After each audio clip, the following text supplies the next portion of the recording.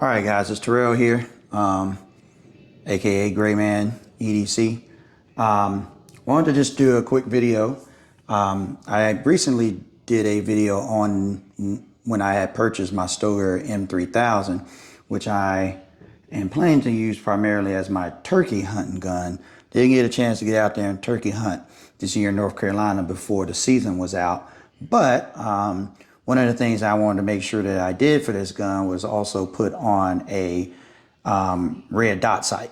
So I wanted to take an opportunity to show you all me assembling that and what I use to put on to the gun from a rail and a sight perspective. This was definitely a budget buy sight and rail. Literally got them off Amazon. I'll end up doing a review on these, take them out once I do the video to get it sighted, and then let you know how everything went. But I did want to take an opportunity to one, show you all how to disassemble the Stoeger M3000 because it's a little different than my Remington, and then also do a video on how to put on a rail and add on the sight for the shotgun itself. So I'll go ahead and jump into that. So a couple things that you're definitely going to need to get this done is I always wear some gloves because obviously the grease and everything from the guns, and you want to stay away from lead. This gun hasn't been used, so you don't have to really worry about lead, but that's more for keeping the grease and stuff off of my hands. I did go and get this nice magnetic plate here that I got from Harbor Freight, and I think it was only like $5. And as you can see, it is magnetic, which helps out a lot. I don't think that I'm going to need these punch items here necessarily, but just in case, I believe that the top of that is just rubber, but you never know. But I do have a couple punch things here, one small and one average size, just in case. But I have this here in case any parts come out. Obviously, small little hammer I got from Harbor Freight too. I think it was like $4. So between getting the magnetic plate, the hammer, and the punch set, which is I think like maybe like, I don't know, I feel like it's like 10 different sizes they give you for that punch set. I might have spent $15, a little over $15, but you're gonna need that. You're gonna need, I don't think I'm gonna need my screwdriver set, but I had picked this up, I think from Harbor Freight also. Nice little micro screwdriver set there. But I don't think I'm gonna need that. But actually, no, I'm gonna need that to put on the sight. So this is gonna be great for putting on the sight. And then you have a torque driver. I know a lot of times people just use things by tightening it by hand, but sometimes you wanna make sure you're getting the right torque amount of poundage and pressure on there. So you might wanna get something like that. I'm definitely gonna use that. I'm thinking it's gonna be around maybe 20 pounds or so. A set of pliers. Why are you going to need this? You're going to need this because you're going to need this to take out this handle in the shotgun itself. I use that to pull it out. Over time, it might get a little bit to where you can just use your hand to pull it out. But in the beginning, these things typically are very tight. So you're going to need some pliers so that you can get on there and snatch that out until that becomes a little bit looser. And a dirty old sock, or maybe a clean old sock, but it just needs to be an old sock. And the reason why I use this is because if you don't use something soft like this, I use it to put over things like this, and then apply the pliers and stuff, because they have, you know, a lot of that abrasive edging there that'll mess up the paint, which I found out the hard way when I first took this off a while back. Checking out all of the pieces, but I just do that, and that helps. That keeps it from getting all dinged up and scratched up like I did the very first time that I did this. All right, so we'll go ahead and jump into it.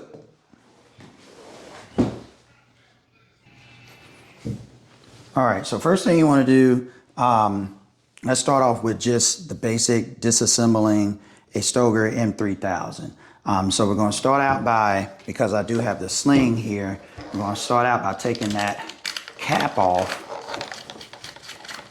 here, and you're just twisting that to take that off there, just like that. slide this over to the side here. You could take it off fully if you want to, but I'm not going to do it at this time. But the next thing you want to do is go ahead and take out your barrel. So because I've already taken that off, and just to show you all, it's empty.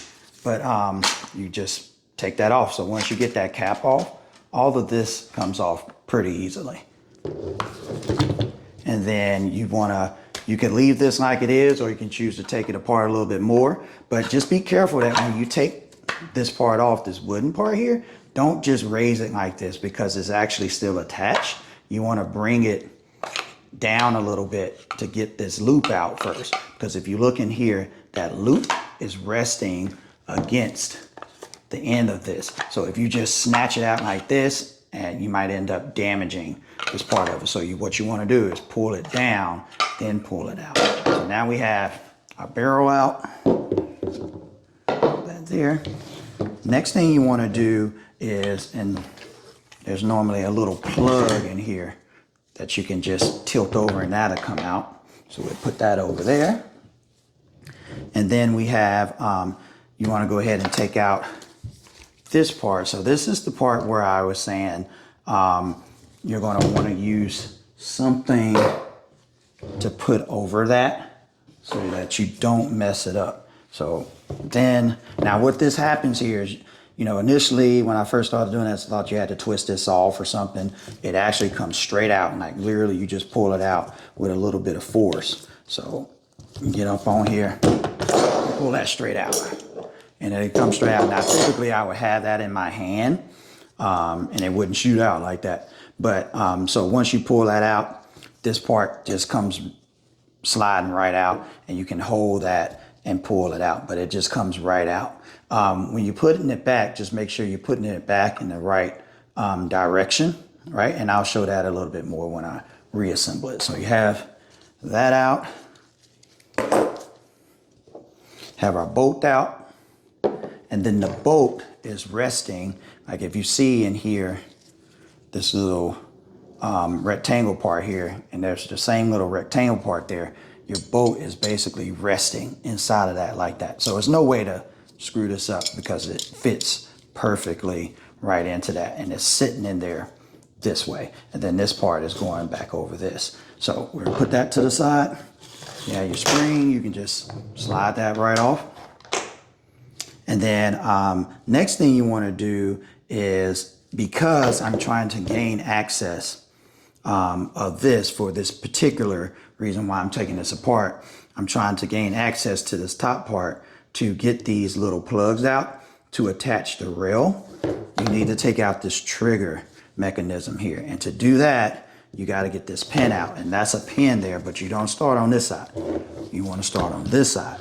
So with that, that's where I'll kind of come over here, grab that punch set, and sometimes you can, I've never taken the trigger out, but you can just use that with a little force, and now that pin is poking up, and now you can grab that pin and pull that out. And this is the first time getting it out, so it's not all that loose. And you take your pliers, pull that pin out, put that to the side. At that point, you can just pull that right on out, and that's your trigger mechanism there. Once you take the pin out, now I have direct access to the inside top part of that, right? And so if you look in there, you see these little plugs, and touching those, they don't feel like metal. They feel more like might be some plastic. But what I want to do here is I want to go ahead and pop those out so that I'll have access to being able to put the rail on top, and then screwing those into the gun so that I can attach that optic sight on the top. So I'm going to go ahead and get those pieces out, which you actually just take your punch tool and literally punch those straight out of there. And they're just silicone or rubber or something like that. And they come right out. And now we have it. So this will end the disassemble part of the video. All right, so now we're going to reassemble the firearm. I'm going to go ahead and get these pieces out of the way. Don't need those anymore. That'll be in the next video when we're putting the rail and the red dot sight on there. All right, so let's go ahead and reassemble the pieces back to the gun. So now essentially all you're doing is you're going backwards. You're literally going backwards from what we showed before. Starting off with putting the trigger mechanism right back into the gun. So you want to put that in here, line it up to the back of it, because that's going to need to sit right up against that little threshold. The big thing is you want to make sure these holes are lining up. So that hole needs to line up to that hole so you can put the pin back in, right? And then what you'll find is it'll slide right back in there. No problems, right? So you get this, slides right back in there. That part's together. Take your pin, push that back in there. And you want to make sure those holes are lining up there. You don't want to push it all the way in, because then the holes won't line back up. And if you'll see, pops right back out the other side, right? Now, got your spring there. Put that spring back on here, like so. Now, you have your bolt. I like to hold it together. And you want to take that bolt and get ready to put it in there. But you want to make sure that you're putting that loop onto the end there, and then taking it and pushing it back. Now you want to kind of take your finger, hold that so that it's in there, because you want to keep it here so that you can put this back in. So what's very important is you want to make sure, because this has a little notch there. Anytime you see something that is different than the rest of the part, you want to make sure that that's going in the right spot. That notch is there for a reason, because I think it has something to do with this bolt being able to turn and go back and forward, right? So you want to make sure that notch is in the right spot. How do you know what spot it needs to be in? You need to look at the gun. Let me stand up a little bit. You need to look at the gun, and what you'll see is the hole that it goes into is here. But what you'll notice is it's on the left side. So if it's on the left side, you have all this extra space over here on the rest of this. If you're looking at it, if you look at this tool, the part that sticks out is on this side. So it needs to be on the left side also, with that notch facing forward. So if you look at this, the notch is there, right? You see that little notch in it there? Let me pull this out. See if it, see that little notch there? That needs to face forward.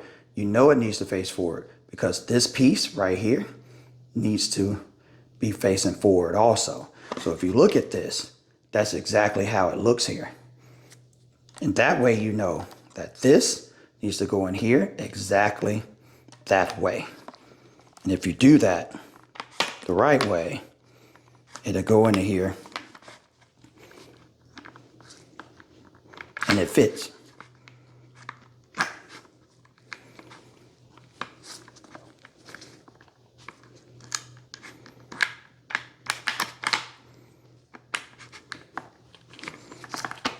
And you'll get that to lock. You'll feel it and you'll hear it lock in there. See, that's not really going nowhere. You just want to make sure that that's very tight and it's in there the right way. Now, going forward, this will come out a lot easier than it did the first time after you do this a couple times. But now we've basically got our trigger back in.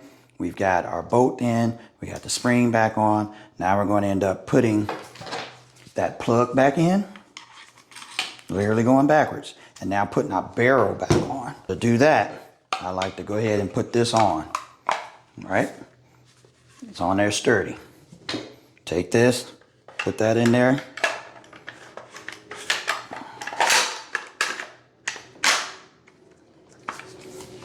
Right back in there.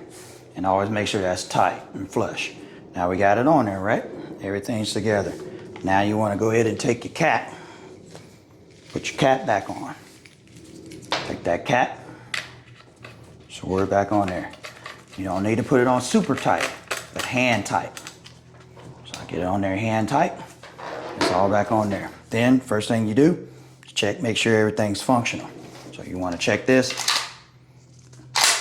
Everything there is working good. I'm going to go ahead and do this. So the lock is locking like it should.